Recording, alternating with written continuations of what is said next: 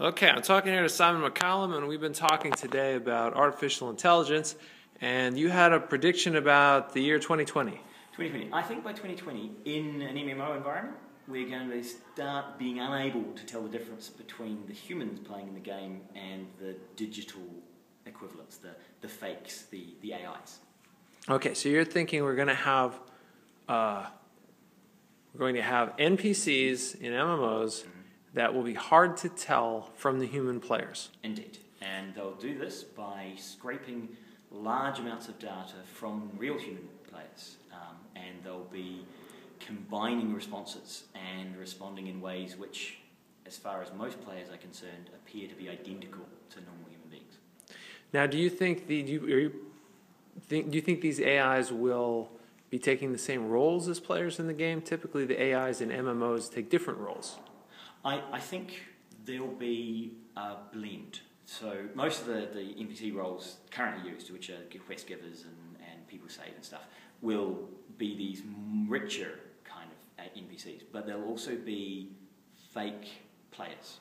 There'll be people who are basically shills of the company, kind of put in artificial ones to try and encourage you that this is a live world, that there is lots of interesting people here and there's a community involved, and they'll kind of fake the buzz of a crowd by creating AIs that appear to be like human beings.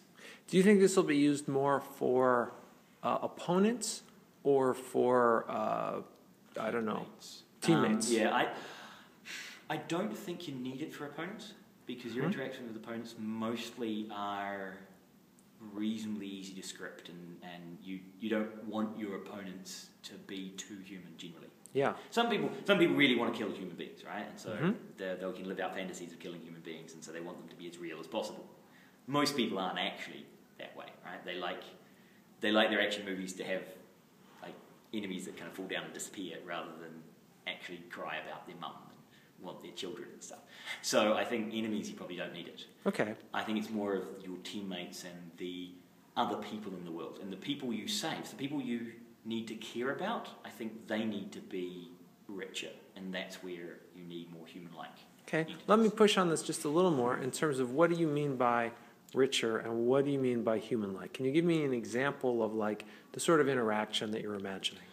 Well, I think you could start talking about real-world situations, and you can talk about family, and you can talk about sporting events, and they'll be drawing on other people talking about the same kind of things. They'll be scraping Twitter, they'll be scraping Facebook statuses, and they'll understand if you start talking about a baseball game, they'll have a location, an artificial location, so they'll be living in Tokyo, and they'll be able to talk about events that are currently happening in Tokyo, and they'll respond as if they live in Tokyo. Wow, so you're talking about characters not merely talking about in-world events, but characters who are aware of the real world and able to speak somewhat intelligently about what's going on in the real world. Yeah, by looking at the interactions that are happening among players in the game and identifying the kinds of things that people talk about from outside the game, matching those up to Twitter and Facebook status updates and friend networks, and making similar statements, right? So they'll talk both about in-game items and out-of-world items. There'll be players who appear a little obsessed with the game, because they'll kind of draw the conversation back to the game, but a lot of people in the MMOs are obsessed with the game, so that's going to be realistic in the kind of Eliza way. Better than that, but the people who are fooled by Eliza early on kind of never challenged it, and they just assumed that it was obsessed with asking them questions. So yeah, I think you'll get that kind of thing. Okay, and I just want to push this a little farther. So it's one thing to talk about real-world events. It's another thing to have opinions about them and opinions about the world. Do you think that by 2020 we're talking about characters that will kind of have tastes and opinions and express them in some way? 2020, I think they will have borrowed some opinions, so they won't be generating their own. 2025, I think you might start having AIs that will be generating opinions based on the model they have of who they are. Right? So I think you'll actually be modelling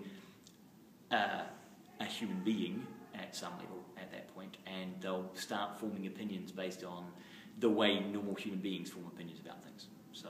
So I mean, they'll be still relatively shallow, but they will be their own opinions. All right. Well, thanks very much.